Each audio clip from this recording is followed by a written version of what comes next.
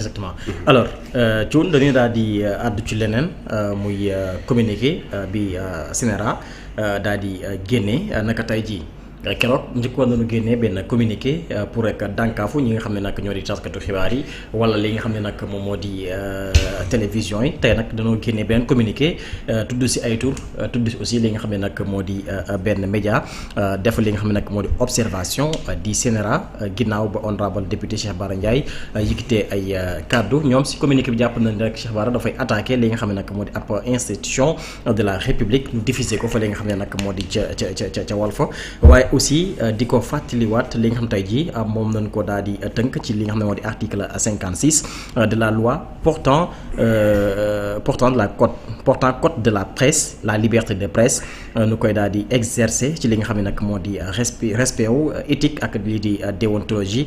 donc loolee dafa nekk ay loi yu fi daal di nekk ba tey ci li nga xam ne nag moo di bile communiqué ñoom it dikkaat nañu ci article 12 du cahier des charges relatif à l'établissement ou l'exploitation d'un service de télévision privé commercial que dans toutes les émissions le concessionnaire doit veiller à ne pas porter atteinte aux institutions de la République donc tey jii bu nu desee ci communiqué ba tey ñu ngi xamal ne ci article 12 di cahier des charges maanaam di tënk li nga xam ne nag moo di média yëpp foofee ñu ngi xamal ni képp ku ñu fa daal di invité mu yor fa mu jox ko li nga xam ne nag moo di kaddu war na def kéemtulaay kàttanam ba du yëkkati kaddu yuy salfaañe li nga xam ne nag moo di suñuy institution lu ci mel ni rek bu suñuy institution de la République donc nag ñoom daal di fàttali li nga xam ne nag moo di Walfadjri ak ki nga xam ne nag moo di Cheikh Bara Ndiaye bile mbir alors nan nga jàngatee sortie bi nga xam ne wala communiqué bi CNRA daal di def nag tey jii pour rek dànkaafu kii di Cheikh Bara Ndiaye ak Walfadjri. waaw j'ai lu avec beaucoup d'intérêt le communiqué du CNRA le CNRA par définition est effectivement ci loi bi nga xamante ni moom moo ko créé alors dañ ko wax ne yow yaa nekk l'autorité de régulation de l'audiovisuel maanaam médias yi télévision yi rajo yi yow yaay nekk seen gendarme donc yow yaay veiller à ce que lépp lu ñu fay jàllale wala lépp lu fa jàll mu conformé wu ak lu texte dëkk bi wax lu texte dëkk bi wax nag mooy bokk na ci constitution réew mi bokk na ci code pénal sénégalais bi bokk na ci code de la presse et cetera mu am également ay yeneen yoo xamante ni c'est des dispositions réglementaires yoo xamante ni ministre bi moom mooy veiller à ce que lépp jaar yoon donc loolu ñu ne ko ci média bu nekk bu mu mën a nekk ci réew mi muy privé comme muy public ñoom ñëpp dañoo war a méngoo lu ñu fay wax bu ñu ko teree fii noonu lañ koy teree ci beneen média bi donc bu amee effectivement li war a am mooy da nga war a jóg taper du poing sur la table pour que loolu dañ fa ci cahier des charges li lay waxal balaa ngay am lu ñu tuddee possibilité de diffusion dañ lay wax ne lii sañuloo ko def lii sañuloo ko sañuñ la ci fekk te mënoo ci nekk soo si nekkee dañ lay sanctionner ñu defal la mise en demeure soo ko defaatee mun nga dem ba ñàkk sa signal wala nga dem ñu sanctionner la wala nga dem ba sax ñu retirer sa licence loolu c'est des menaces c'est des sanctions au plus également mën nañ la def lu ñu tuddee ay poursuites judiciaires mooy bu fekkante ne nga def loo xamante ni yoonu Sénégal moo ko tooñ moo ko tere ci wàllum yoon au-delà ñu def ay sanctions administratives mën nañ def ay daan yoo xamante ni mën nga ci tëdd kaso léegi nag yooyu mooy di texte bi prévoir léegi nag CNRA dans l'exercice de ses fonctions dans l'exécution également de ses tâches et missions dafa war a def lu ñu tuddee tëddee njaaxaanaay bi mooy su dee dañu ne kenn warul xaste fépp bu ñu xastee ci rajo wala ci télé da nga war a génnee communiquer avertir leen bu ñu ko defaatee nga sanctionné la loolu la war a def donc autant waa Walfadjri moi je suis d'accord Walfadjri muy Sen TV muy RTS muy TFM amul benn média ci réew mi bu ñu war a teg émission di xas nit wala di saaga wala di jàllale kaddu yoo xam ne dafa ñu manque de respect donc kon su jàllee fii warul jàll fële wala bu jàllee fee nga bàyyi kon nga war a bàyyi lépp soit nga tere lépp loolu mooy mandute bi léegi nag le problème c'est que dans l'application ou bien dans les menaces parce que di communiquer c'est un avertissement des fois c'est ay menaces lañu léegi doo da ngay gis ne fii day am lu mel noonu mais doo wax dara mais fii day am après nga ne warul am. parce que moi je suis d'accord par exemple le cas de Bara Ndiaye am na yenn kàddu yu mu wax par exemple ci président bi man d'accord ma ci woon. am na yoo xamante ni ak maa ko nangul aussi. position bu mu am politiquement par rapport ak démarche Diomaye ça c'est politique léegi nag ci politique boobu loolu liberté la mais cette liberté doit être accompagnée de ce qu'on appelle d'un respect strict n'est-ce pas de l'institution que le président incarne donc loolu wareefu nit la et loolu su boobaa boo ko jéggee loolu day niroog attaque personnelle voilà attaque boobu noonu mën na méngoo ak lu ñu tuddee attaque à l'institution bi nga xam ne le président di incarner donc moi je pense j'invite le CNRA à ce que mu am plus d'impartialité bu doon bon je n'ose pas dire ça xam nan laa koy tuddee mais mu am plus de rigueur mooy liy jàll fii peut-être mu nekk lu ñu tere dafa warul jàll fii mais warul jàll fépp ci réewum Sénégal donc si je comprends bien am na ñeneen yu gite ay kàddu yoo xam ni mën nañ ko méngaleeg ak bosu Cheikh Bara Ndiaye te CNRA daanaka génnewu ci benn communiqué léegi xam lu war a am mooy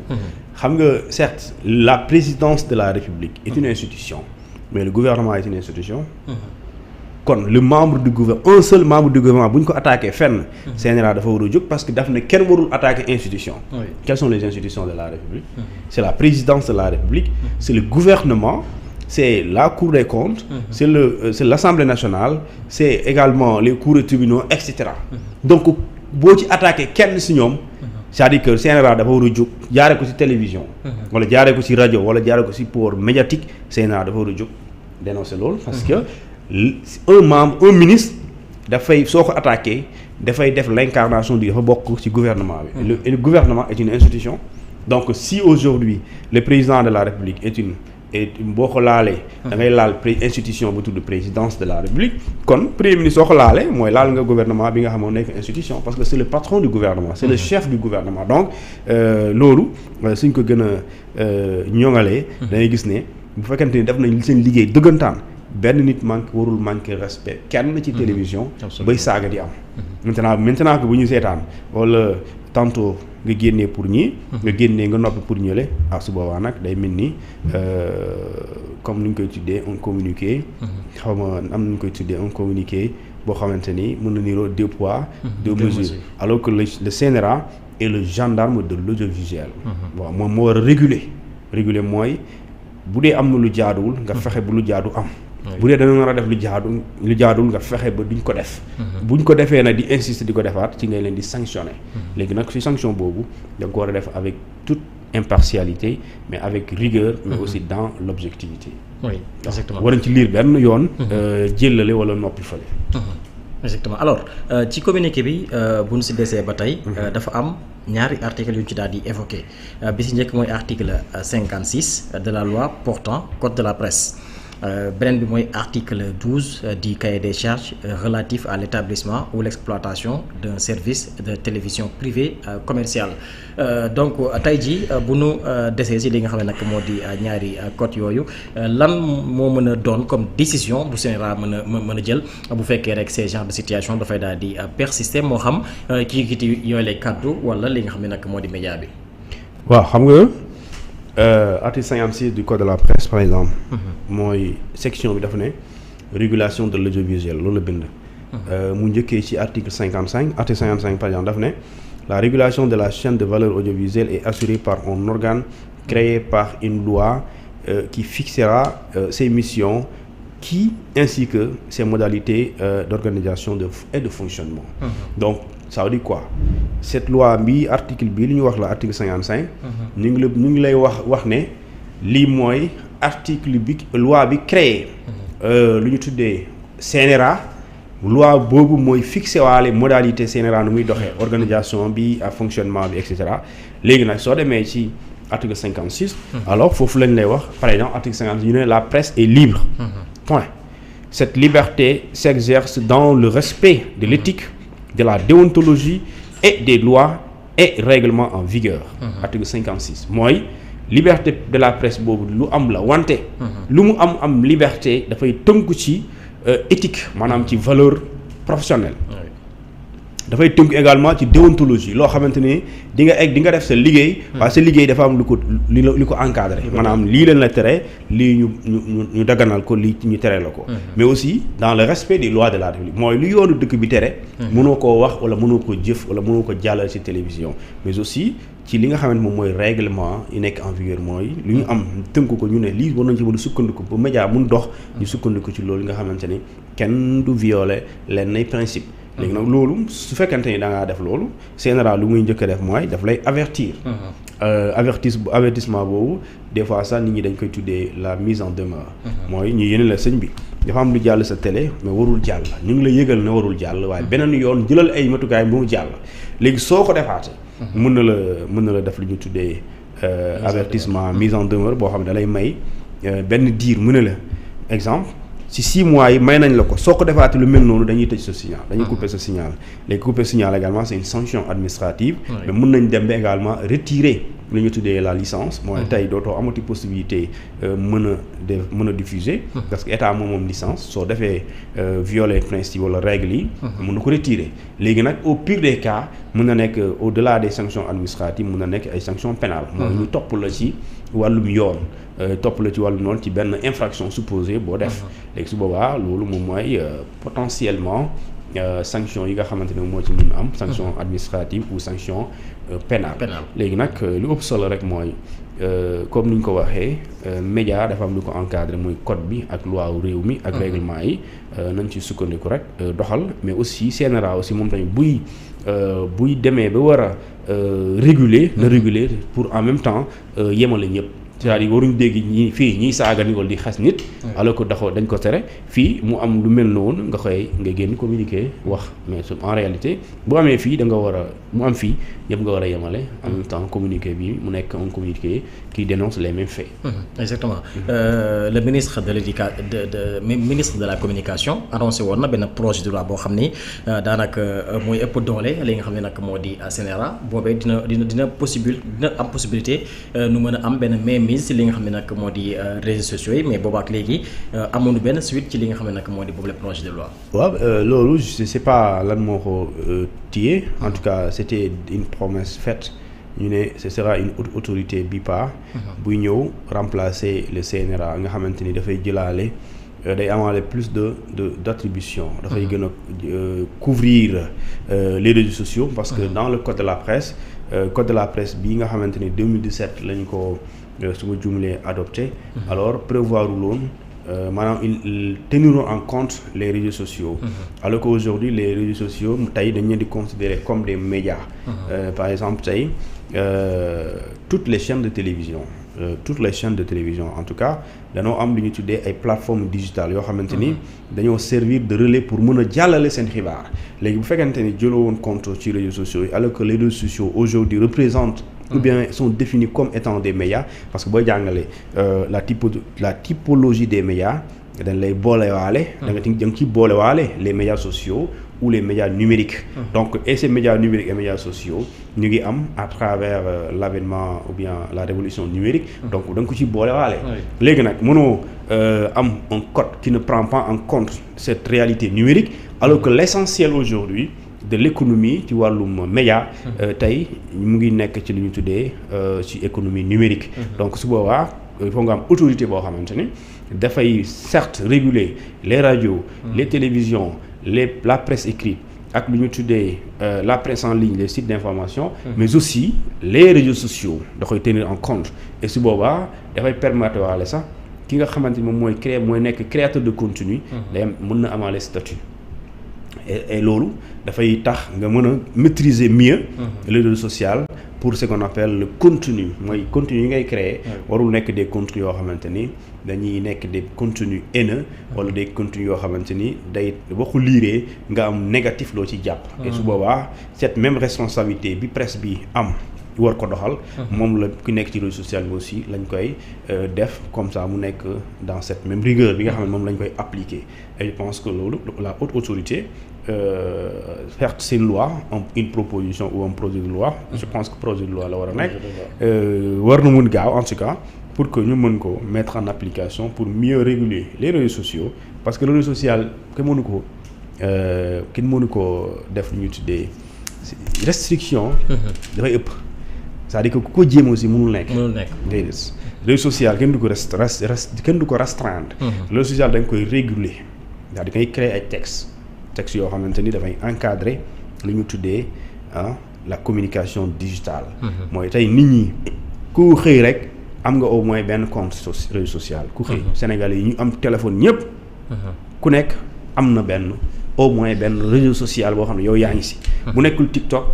Twitter la. bu nekkul Twitter Snap la bu newul Snap. LinkedIn la